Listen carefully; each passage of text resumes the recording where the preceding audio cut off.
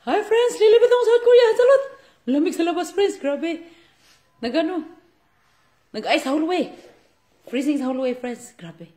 So, gusto ko lang sagutin friends yung tanong. May nagtanong sa akin. Sabi niya, ate, tamad ba talaga mga Koreano? Ha? Tamad ba daw talaga ang mga Koreano? Hindi naman. Hindi naman sila tamad. Kasi masipag sila. Pali-pali. Masasabi mo lang na tamad kasi hindi daw siya tinutulungan sa bahay. Tradisyon yun. Friends, tradisyon yun ng Koreano. Na nakaupo lang yun sa bahay. Parang king. Nako. Kaya isipin mo na lang, wala kang kasama sa bahay para di ka masaktan. Mahirap po lang asawa, friends. Mahirap. Mayroon akong kaibigan eh. Biglang namatay yung asawa niya. Sabi niya sa akin, di bali daw pasaway yung asawa niya basta nandyan lang sa tabi niya. Inamatay, wala na siyang asawa. Wala siyang katulong bumili ng gas, ng pagkain. Sagot niya na lahat. Kaya, mahalin natin mga asawa natin, friends. Hindi yan sila tamad. Nagtatrabaho yan sila para sa atin. Para makakain tayo, hindi tayo mapasma. Kaya yung trabaho sa bahay, trabaho natin yun. Tradisyon nila yun. Ay, naku, friends. Kim Jong, masakit sa balakang, masakit sa baywang, lahat-lahat. Pero once a year lang yun, friends. Yung Kim Jong. Tapos na kami ng Kim Jong. Ay, naku po. Mahirap po lang asawa. Kaya okay lang yan, friends. Kaya mo yan. Fighting. Matibay. Winners never quit. Quitters never win.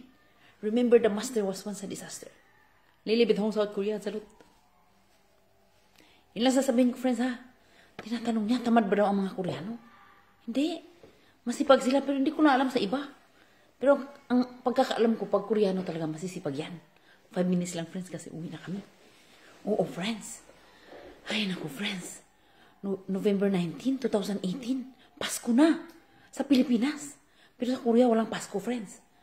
Walang Pasko, walang New Year. Kayo mga nagmi-message dyan, nangingin ang pamasko na ko. Walang Pasko, tanungin niyo muna kung may Pasko ba sa Korea. May New Year ba sa Korea? Wala. Hindi yan uso dito, friends. Siguro sa mga iba lang. Pero hindi yung mga Koreans talaga. Hindi yan sila nagsiselebrate ng Pasko. Nakahilik lang yan sila. Ay, naku, friends talaga. Napanood ko, friends, yung video ko kanina. Ano bang title nun? Hindi importante kung ilang beses kang nadapa. Ang importante kung ilang beses kang bumangon mula sa pagkakadapa mo. Oo. Kaya, okay lang yan. Bangon lang, friends. Kahit madapa ka, bangon lang. Para sa mga baguhan. Kung nagkakamali man kayo, bumangon lang kayo. Hindi importante kung ilang beses kang nadapa. Ang importante ilang beses kang bumangon mula sa pagkakadapa. Yun. Yun, friends. Ay, naku, walang perfecto na tao. Lahat tayo nagkakamali. Kahit sino nagkakamali. Kahit ako nagkakamali din. Kaya bumabawi ako. Bago ako mamatay, bumabawi ako. Bumabawi ako, friends. Oo. Yun. Yan lang sabihin ko, friends. Sinagot ko lang yung tanong. Tamad ba daw mga Koreano? Hindi po. Para sa akin, hindi sila tamad. Yung mga lalaki, hindi sila tamad kasi nagtatrabaho talaga sila. Para magkapera, makabili ng pagkain. Hindi mapasma yung pamilya nila. Pagdating sa bahay, nakaupo lang talaga yan sila. Siyempre, napapagod din yung mga asawa natin. Kawawa din. Kailangan umupo. Ng TV. Oo, kasi trabahuin mo pa yun. Nagtrabaho na yan doon. Hirap-hirap trabaho niyan doon. Kung saan man sila nagtrabaho. Grabe naman, mumurahin mo yung asawa mo, Hindi mo alam, stress pa pala yan doon, di mabatukan ka talaga. Stress pala yan doon sa trabaho niya. Tapos, takdakan mo pa. Naku, kawawa naman. Ay, naku po. Mahirap po lang asawa, friends. Tanggapin mo lang ang tradisyon. Yung susuk once a year. Yung sulnal once a year. Yung Kim Jong once a year. Oo. Alam mo, friends, mayroon akong kakilala. As in, malapit sa puso ko, no? Hindi nag-Kim Jong. Hindi nagsusok. Hindi nagsulal. Ang asawa nagsumbong doon sa biyanan. Sa mga kapatid. Hindi, tiway ka talaga. Wala kang kakampi. Pag hindi ka tumulong sa pamilya. Kasi alam mo sa kanila yung family friends, parang second to God yan sa kanila. Oo, dito sa Korea. Maano sila sa family. Masyado silang devoted sa family. Kaya pahalagahan mo talaga yan, friends. Yung mga tradisyon nila. Irespeto mo talaga yan. Meron akong binabas ako dyan minsan eh. Grabe si ate, masyadong masyadong dinidevote ang pagiging matradisyon ba dito sa South Korea. Siyempre, kasi mahal ko yung asawa ko. Oo, ayokong basta, pag mahal mo isang tao, gawin mo lahat ng ikakaligaya nila ba. Huwag mong salungatin. Yun ang gusto nila. Salungatin mo. Paano mangyari sa'yo? Uwi ka ng Pinas. Anong mangyari sa'yo? May multo yata dito. Tingnan mo. Wala na tao. Lumayas na silang lahat. Oo. Ay naku, friends talaga. Kinakalabit yung doon, friends. Tatawa ako, friends. Hindi talaga, friends. Totoo. Kayo mga baguhan kayo. Uy, jing-jing ng jing-jing. Grabe kayo, ha? Jing-jing ng jing-jing. Jing-jing ng jing-jing. Reklamo ng reklamo sa asawa.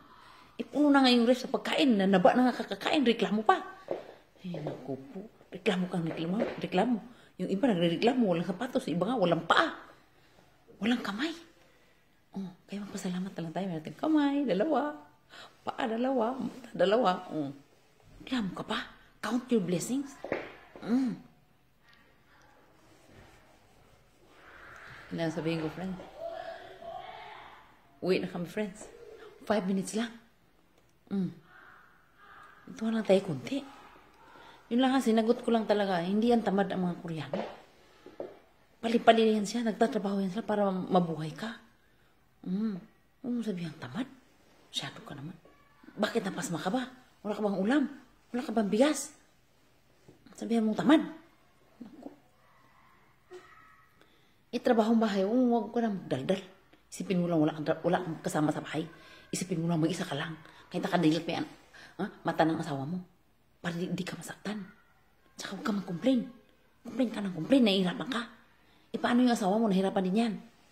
Kaya isip, ano pambayad ng insurance. Dami-dami. Bills, bigas, papansan. Ay, naku, friends, talaga lang. Gumagawa lang ako ng video, friends, dahil marami nagme-message sa akin. Para sa mga baguhan. Para makasurvive kayo. Dahil lahat ng mga problema nyo, lahat yan na nararanasan namin yan nung bago pa lang kami. Ako talaga, friends, nung bago pa lang ako, grabe. Katulad ko rin kayo. Ching-ching ng ching-ching. Pero isa lang na-realize ko. Mas maganda tumira dito kaysa sa ibang bansa. Ay, sa Pilipinas. Meron kang 80,000 pesos a month. O mahigit pa dyan. Mag-ipon ka ng marami. Pag-uwi mo ng Pinas. Pag-uwi mo ng Pinas, marami ka ng pera. Marami ka ng pera. Pwede ka ng magtayo ng negosyo. Pumili ng lupa na napakarami. Bahay na napakalaki. Paupahan mo para magkapera ka. Dito magtiis ka lang. Kung ipiis ka, magtiis ka. Meron kong kakilala, ipiis, iuwi na daw siya. Kasi ganito, ganyan. Ba't ka uwi? Laki na sahod mo dito, 80,000. Sa Pinas, magkano sahod isang buwan? Sa factory, di ko alam. Maliit lang. Umpahan ka pa ng bahay. Mas maganda na dito, tiisin mo na lang. May kontrata ka Ilan bang taon ang kontrata ng ipiis? 5 years? Or 6 years yata? Pwede namang makauwi ang EPS mahirap mag-apply. Mahirap mag-apply ng trabaho, papunta dito. Tapos uuwi ka lang, wala na akong time. Uwi na ako, iwan ako ng school bus. Uwi daw siya. Nagpaalam siya sa akin. Sayang, friends. Ang hirap pumasok sa South Korea. Thousands ang mga aplikante dyan. Nakapila alauna ng madaling araw. Dyan sa PUEA. Oo, PUEA tsaka embassy ng Pilipinas. Tapos ikaw nandito ka na, uuwi ka pa. Bakit? Dahil homesick ka. Naku, homesick lang yan. Pagdating mo sa Pinas nga, wala kang pera. Di ba? Magbakasyon ka lang, tapos balik ka rin. Ipis ka. Sayang Sayang ang opportunity mo na dito. Wala na akong time. Uwi na ako, ha? Yun lang. Hansalot. Lilibit ako sa South Korea. Hansalot. Ipiis aja fighting. Kaya mo yan. Bumili ka ng ng 20 hectares na lupa sa Pinas. Kaya mo yan. Milyonarya ka na sa Pinas. Magtiis ka lang dito. Kaming mga nandito, mga Korean citizen na dito, andito na talaga kami. Dito na kami matigok. Okay lang yan. Kasi nandito mga family namin kayo mga ipiis, magtyaga kayo. Kayo mga nanay dyan, magtyaga din kayo. Para makasurvive kayo. Apply nyo lang 3 important things. Acceptance, consideration, and understanding. Yun lang in-apply ko, kaya ako nakasurvive. Nakaabot ako ng ganito.